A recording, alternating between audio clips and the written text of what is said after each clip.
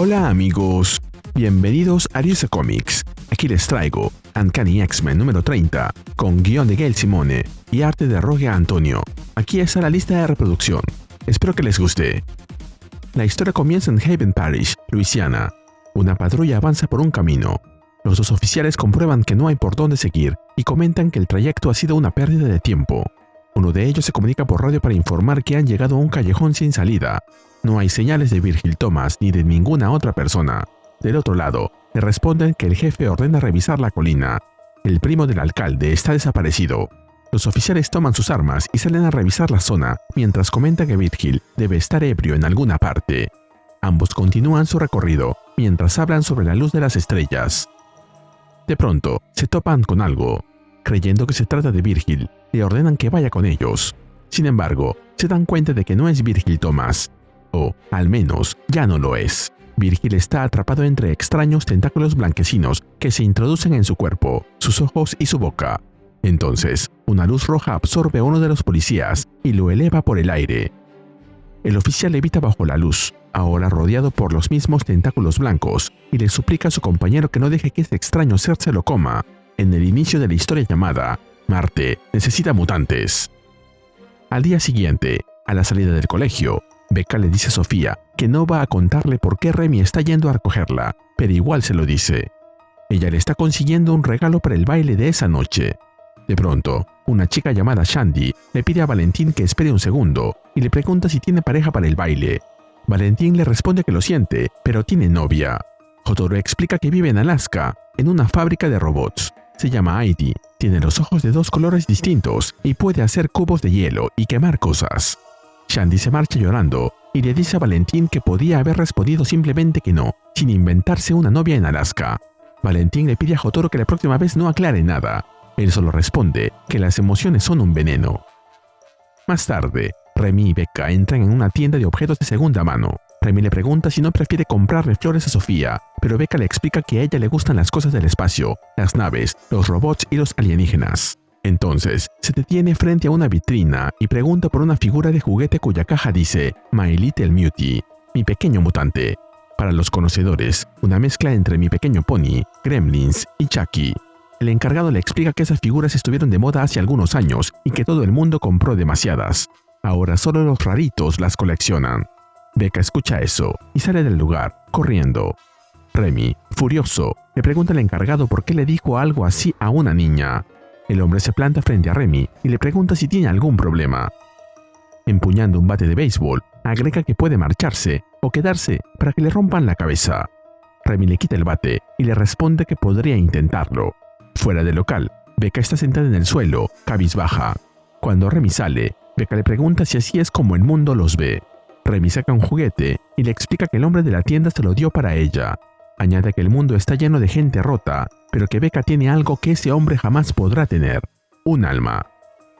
Nos movemos a varios kilómetros de Haven House. Kurt y Mackenzie Denier comparten un picnic. Kurt dice que está lleno y que engordará con todos los pasteles que le ha dado. Mackenzie responde que así habrá más de él para abrazar. Kurt le cuenta que su familia es un poco complicada y le pregunta si a sus hijos les importa que se vean. Ella responde que lo adoran, hasta el hámster. Con delicadeza, Kurt le pregunta dónde está el padre de sus hijos. Mackenzie le dice que merece saberlo y que quiere contárselo, pero no ese día tan hermoso. Él entiende y añade que quiere echarse una siesta, aunque antes le gustaría darle un beso. Los dos están acostados sobre la manta cuando escuchan un sonido. Luego, algo los deja sorprendidos. Frente a ellos aparece un extraño ser armado, parecido al señor frío de Schwarzenegger. Mackenzie abraza a Kurt y le pide que lo saque de allí. Él lo hace de inmediato y le pide que se tape la boca, justo cuando la criatura comienza a dispararles. Luego le pide que se refugie detrás de una roca y le advierte que, si no regresa, debe correr. Se lanza contra la criatura y le dice que ha cometido un error al meterse con su amiga pastelera. Intenta sujetarla para teletransportarse con ella, pero descubre que su poder no funciona. Cuando esto lo toca, siente algo parecido a un taladro eléctrico atravesándole el cráneo. La criatura lo arroja contra un árbol y se acerca para dispararle a quemarropa. Kurt reconoce que su adversario es más fuerte y más rápido que él, y le ruega a Mackenzie que huya. Nos movemos a esa noche.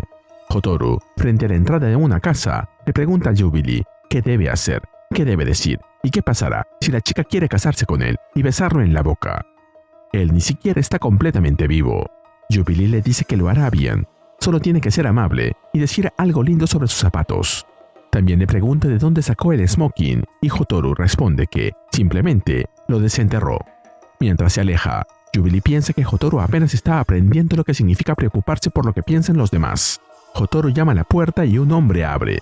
Le dice que está ahí por Marlies, a menos que haya muerto o algo así. El hombre responde que no y que está arriba. Marlies lo recibe y le muestra su habitación y su colección de cosas de Mutina. Hotaru le cuenta que la conoce y que intentó matarlos un par de veces.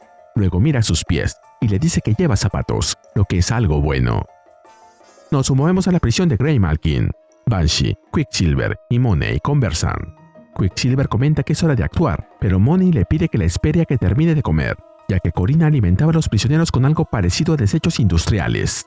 Banshee señala que ella va a pagar y que irá directo a una prisión de verdad cuando salga del hospital.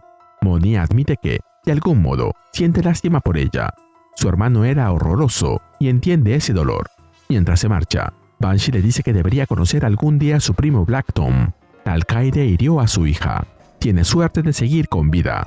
Pietro le recuerda a Money que la están esperando y que debe ser firme o podría haber un motín. Los tres se dirigen al comedor para hablar con los prisioneros. Money pide su atención y explica que, durante los últimos 6 meses, ha estado encerrada ilegalmente en ese lugar junto a todos ellos. Corina Ellis no tenía autoridad legal para arrestarlos, pero lo hizo de todas formas, porque era más conveniente para las autoridades. Para la mayoría, eso significa una amnistía y la limpieza de sus antecedentes. Quienes tuvieran cargos previos serán juzgados, pero de forma justa.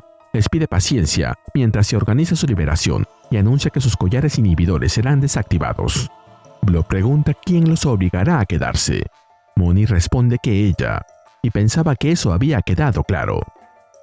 Sarah Gaunt interrumpe y le pregunta qué ocurre si no tienen ganas de volver a esa maldita mazmorra. Ni siquiera conoce su verdadero nombre y la llama Pequeña Princesa. Money responde con su nombre completo: Money, Yvette, Clarice, María, Therese, Saint Croix, y señala que está segura de que Sarah ya lo conocía. Entonces, Sarah se transforma en The Hug.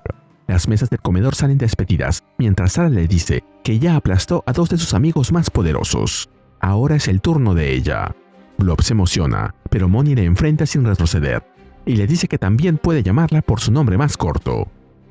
La puede llamar Penance. Inmediatamente se transforma, mientras que Sarah Gaunt le dice que la llamará Azucena. Banshee le advierte a Quicksilver que no debe entrometerse. No es una pelea para mortales como ellos. Sarah Gaunt sujeta a Money y le recuerda que ya destrozó a Rogue. Le promete que hará lo mismo con ella. Pero Money responde que no lo hará y se defiende.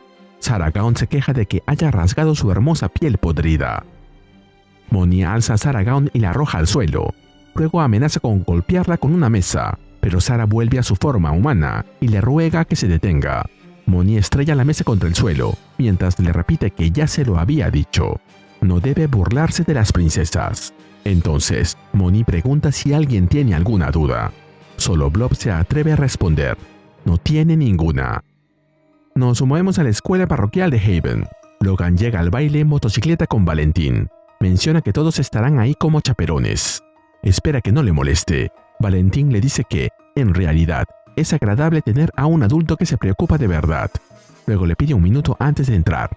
Dentro, Logan y Remy se encuentran frente a la mesa con el ponche. Logan le ofrece una copa, pero Remy responde que es mejor no hacerlo, ya que hay rumores de que fue adulterado. Al oírlo, Logan se sirve un par de vasos más, solo para comprobarlo. Más allá, Becca pregunta por qué nadie está bailando si se supone que es un baile. Sofía le explica que todos los bailes escolares empiezan así, hasta que alguien da el primer paso.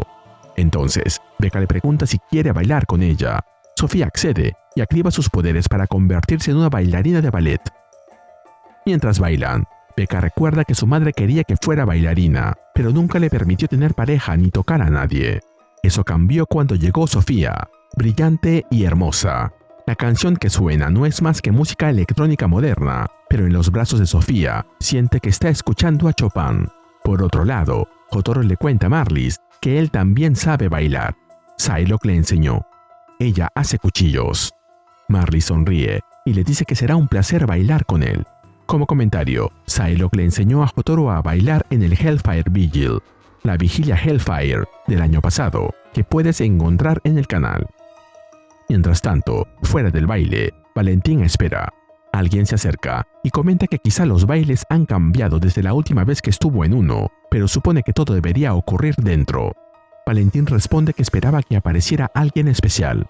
El hombre entiende que lo dejaron plantado y dice que es una pena. Luego se presenta como The Big, un viejo amigo de Remy, y le ofrece chicle. Valentín le dice que sabe quién es y le pide permiso para marcharse, pero The Big asegura que ha oído cosas buenas sobre él. Dicen que es un líder nato, aunque lo tienen sentado en la banca. Le propone que trabaje para él y dirigirá un equipo al día siguiente. Valentín se decide a escucharlo, pero de pronto lo empuja y le ordena que se tire al suelo.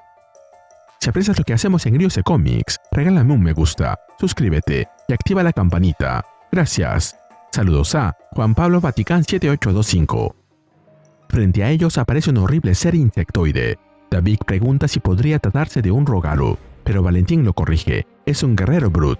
Como comentario, un Rogaru es una criatura legendaria del folclore cajún y criollo de Luisiana, parecida a un hombre lobo. Sus historias se usaban para asustar a los niños o advertir a quienes no respetaban ciertas tradiciones religiosas. Valentín le dice a The Big que corra y que busque a Remy, mientras él golpea al guerrero Brut con fuerza, destruyéndolo. Valentín piensa que puede haber más, muchos más. Y, en efecto, ya están delante de ellos. The Big comprende que no se trataba de un visitante solitario. Es una invasión a gran escala. Nos movemos de vuelta a la prisión Greymalkin. Moni interroga al capitán Ezra. Reconoce que intentó tratar a los reclusos con dignidad, pero le advierte que su paciencia ha llegado al límite. Es obvio que ese lugar no es simplemente una prisión. Debajo del edificio, en los antiguos túneles Morlock, encontraron piezas de centinelas dispersas y laboratorios por todas partes. Le pregunta qué clase de pesadilla es ese lugar. El capitán Ezra decide contarle lo que sabe.